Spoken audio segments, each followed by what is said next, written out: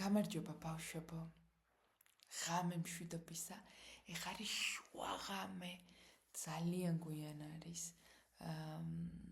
იმედი მაქვს რომ გძინავთ ტკბილად. დღეს უნდა წავიკითხო წიგნი, რომელსაც სახელად ჰქვია ბიჭი თმებში ყვავილებით. ეს წიგნი ჩემი მეგობრების წიგნი არის და მადლობა მათ, ნოას და ინას. ნახოთ რა ამბავი არის ბიჭუნაზე. წიგნის ავტორი და ილუსტრატორი არის ჯარვისი.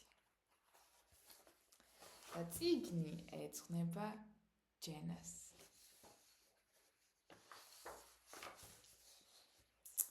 მისი სახელია დავითი. ის არის ბიჭი, რომელსაც თმებში ყვავილები აქვს. და ის ჩემი საუკეთესო მეგობარია. როგორც ჩანს, ორივეს უყვარს მანქანებით თამაში. ყველას მოსწონს დავითი, მისის ჯონსაც კი.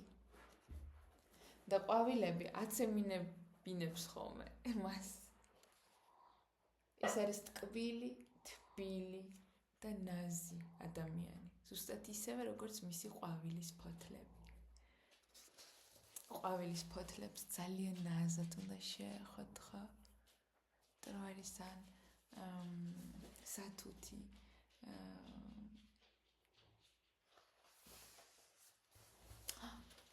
ჩვენ საუკეთესო დროს ვატარებთ ხოლმე ერთად.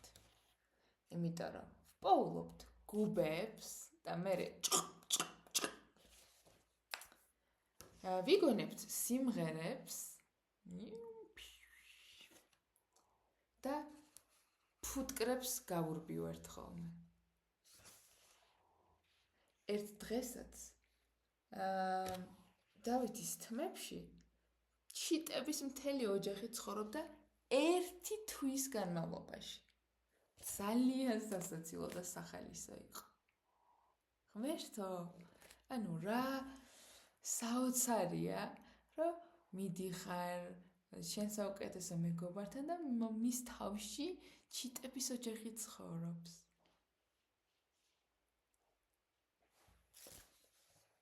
მაგრამ ერთ დღესაც რაღაცა მოხდა. მე ვწყავდი დავითის თმას და რამდენიმე ფოთოლი ხელში ჩამივარდა.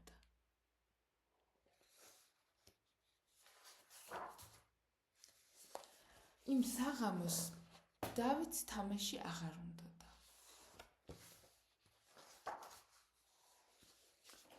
მოგვიანებით მან ქუდის ხმარება დაიწყო.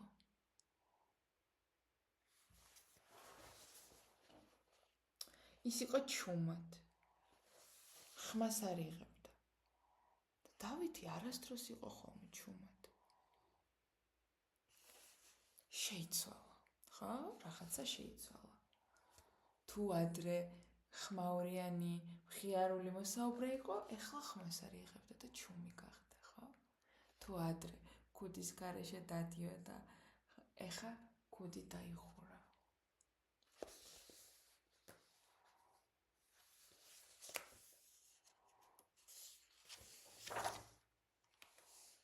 მისის ჯონსმა მას ბავშვებს სთხოვა, რომ ქურთუკები, ქუდები და კაშნიები მოგვეხადა. როდესაც დავითმა თავისი ქუდი მოიხადა, ფოთლები, ფურცლები ყვავილების პეპლები ვის დაიშვნენ ძირს. დავითი წვეტიანი, ტოტებიანი იყო.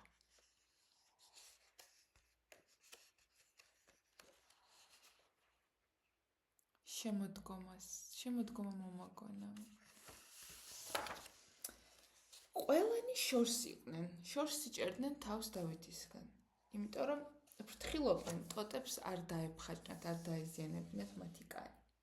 მე ცოტა დავიფხაჭნე, მაგრამ ეს ხომ დავითის ბრალი არ იყო. და შემდეგ ერთი იდეა მომივიდა თავში. მისის ჯონს ვთხოვე საღებავებით. ვთხოვე მაკრატელი და გამოსავალი ვიპოვე.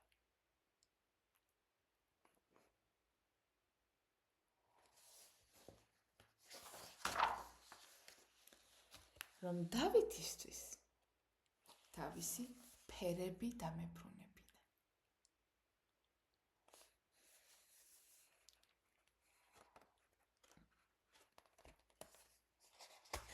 ფერად ბევრნაირი ყვავილი გამოჭრა ქაღალდის. დავითისთვის ახალ ყვავილებს ვაკეთებდი ყოველთვის. ყველას მოუნდა დახმარება. ნელა დავითი საკუთარ ძველ თავს უბრუნდებოდა. თითქმის ზუსტად ისევე იყო, როგორც მანამდე, ფოთლების დაცვენამდე. შემდეგ ერთ დღესაც დავითის თმაში სხვანაირი ყვავილი შევნიშნა. ის არ იყო ჩემს მიერ მიმაგრებული ყვავილი, არც სხვების მიერ მიმაგრებული ყვავილი. ეს დავითის ყვავილი იყო. ის იყო ნამდვილი ყვავილი, ახალი ყვავილი. იმაზე ლამაზ და საოცარი, ვიდრე ოდესმე ყოფილა.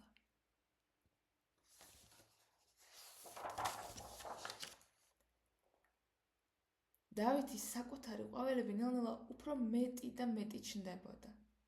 და ძალიან მალე ყველა ის ბზუილა ფუტკარი ისევ გამოჩნდა. აქაც კი ჩანს, როგორ ეკაჩება თვითონ წოდი, გავიქცეთ, ვითამაშოთ. და ახლა დავით ძალიან ბევრი ყვავილი აქვს თმაში. მაგრამ მე ჩემი მთავარი საქმე არის, რომ ბევრი ქაღალდისგან ყვავილები გამზადებული კონდეს. რა იცი, როდის შეიძლება დასჭირდეს მას. იმიტომ რომ ის ჩემი საუკეთესო მეგობარია. მე მისი.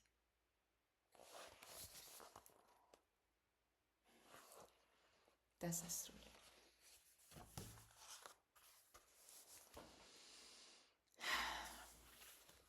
ეს იყო და ეს ძილინებისა კიდევ ერთხელ ბედნიერი, ლამაზი, ბრჭყვიალა ნათელი დღე გაგითენდეთ და შევხვდებით ხვალ ახალი წიგნით.